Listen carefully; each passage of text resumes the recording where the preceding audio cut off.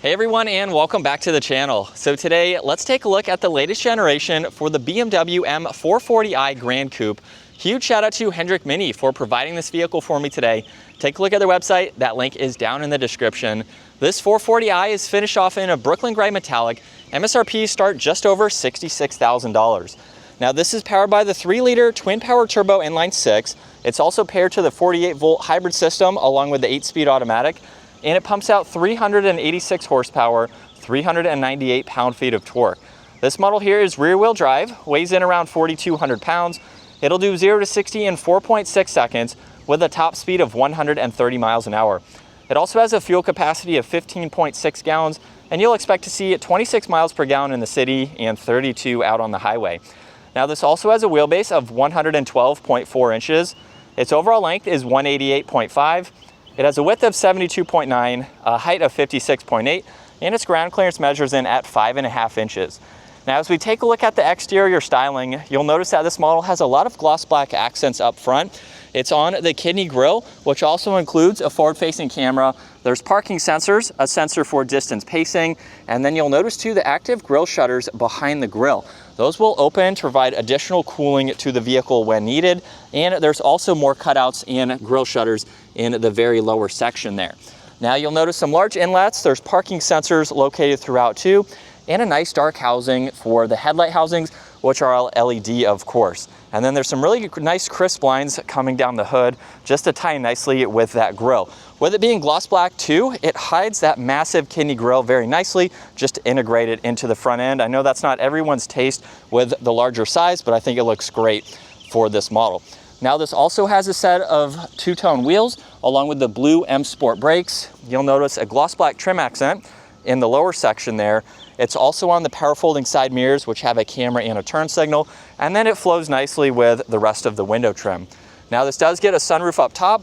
You'll notice there's the flush mounted door handle design, and then some really nice lines that flow down the side, leading our way to the back here, where there's also a body colored spoiler. You get LEDs for all of the lighting with those fiber bundle technology designs, which look really nice.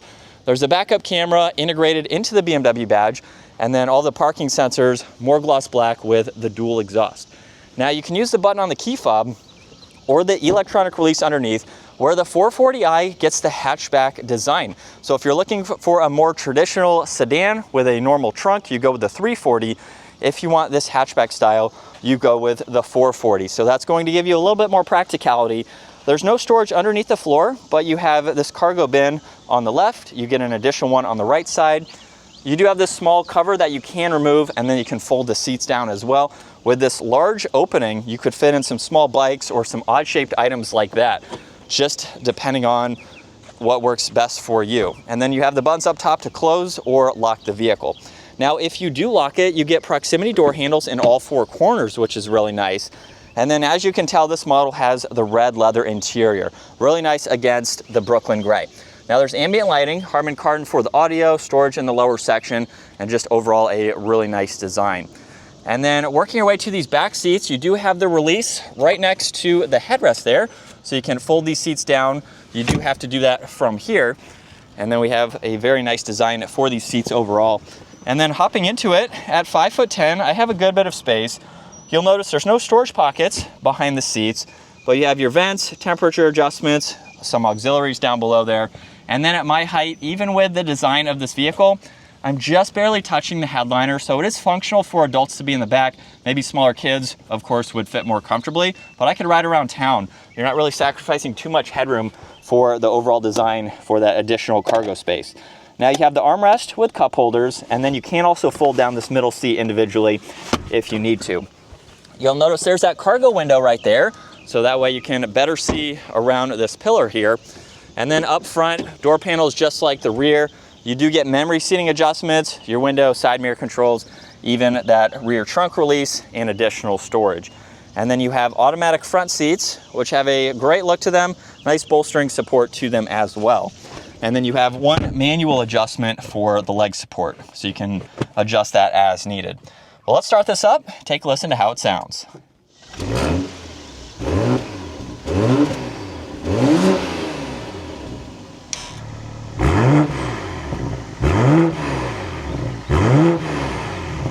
And coming back to the digital gauge cluster now, you'll see for the current setup, miles per hour is on the left, tach is on the right, and then there's some fixed information in the lower section of the screen.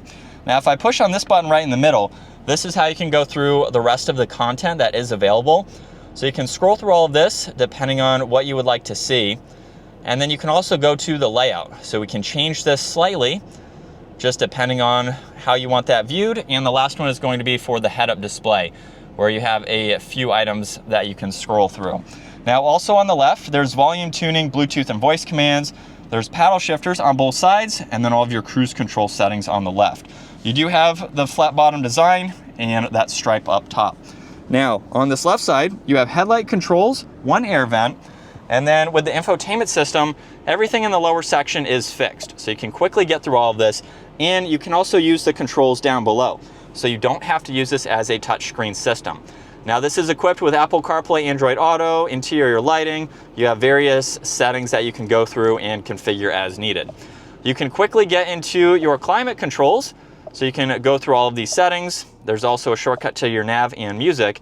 And then this also has heated seats, a heated steering wheel, and then temperature adjustments for driver and passenger. And then on the home screen, you do have the split view. So you can go through some info on this left side here and customize that as needed. Now, there's also vents underneath that with some ambient lighting. You have volume tuning and some defrosters. And then underneath this lid, there's wireless charging and then cup holders and auxiliaries. And then here's all those shortcuts again that you can use as needed, which is very helpful.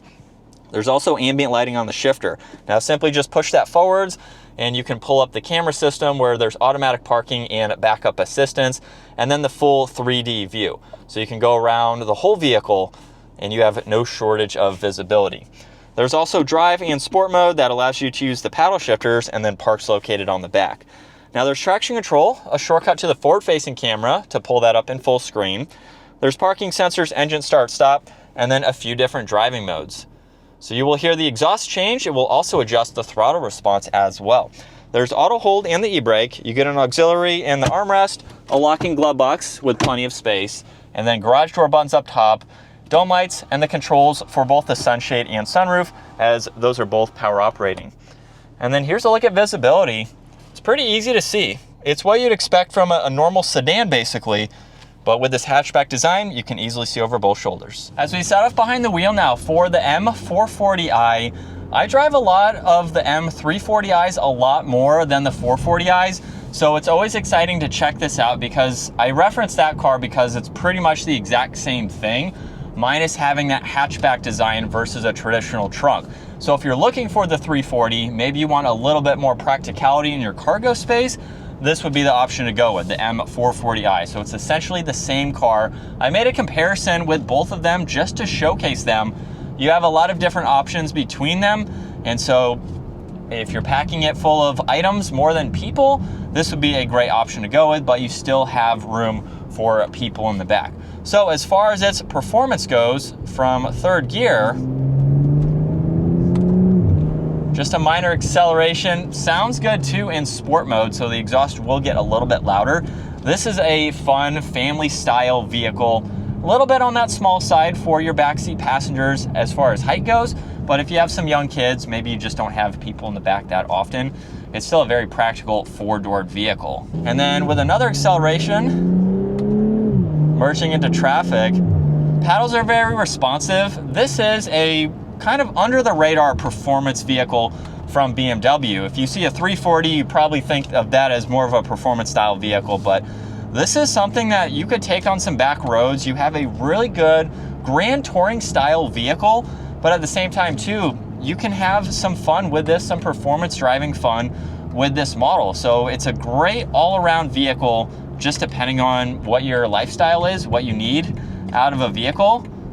This is something that will definitely put a smile on your face, and you can just have a ball behind the wheel. Now, in terms of just normal driving, since I've been able to drive a lot of the BMWs, this is what you would expect as far as just being a refined vehicle. Super comfortable. You have a lot of different seating options. I think this is a really nice spec though, but you have some other colors, of course, that you can go with.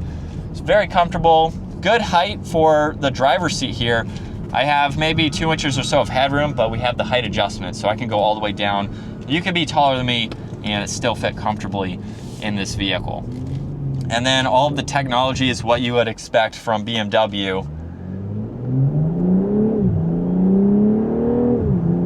And it even has some smooth shifts by itself. So that was just letting the car do the work.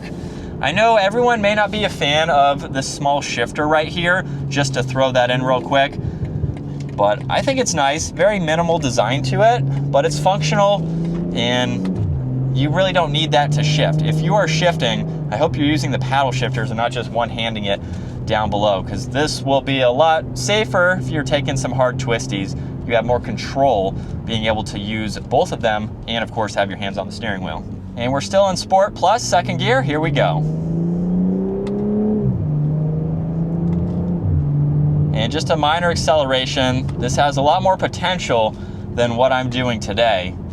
Definitely going to be a fun vehicle though in the higher RPM range. But this is what it's like to be behind the wheel for the 440i with the latest technology from BMW. I think this is a really nice layout. Everything is easy to use, and you have a lot of tech. You have a lot of different options, of course, too, just depending on your budget and what you are looking to get from your daily driver. But as you can tell, very easy to see. I've had no issues with visibility. The rear end is shaped differently, of course, than the 340, more of that traditional sedan vibe, but you still have plenty of visibility around this vehicle. Now let's talk real quick about the driving modes, because as I put it into comfort, the exhaust didn't change too much, but you will have less throttle response, and of course you have the different display colors and themes for the different modes. But just depending on how you're driving, you have those options if you would like to use them. I do wish there were maybe a few more settings within that, but a lot of the BMW M cars or the M Light cars like what we're in right now at least have a few that you can go through. If you wanted something more than this, obviously you would go with an M car like the M3. If you wanted a four-door, you could get that where you have so much more performance features. So again, just depending on the driving that you're doing and what you're looking to do from or with your daily driver. But the M440 is a great option. I don't see them quite as often. I think the 340 is a little bit more popular than this, but you have the same car, just the back end is different. So it's a really good alternative if you like that car, but you need a little bit more cargo space. So that is going to wrap it up for the BMW M440i Gran Coupe. Once again, huge shout out to Hendrik Mini for providing this for me today. Take a look at their website, give this video a huge thumbs up if you enjoyed it, and consider smashing that subscribe button so you can stay up to date with our daily uploads. I'll see you all in the next video.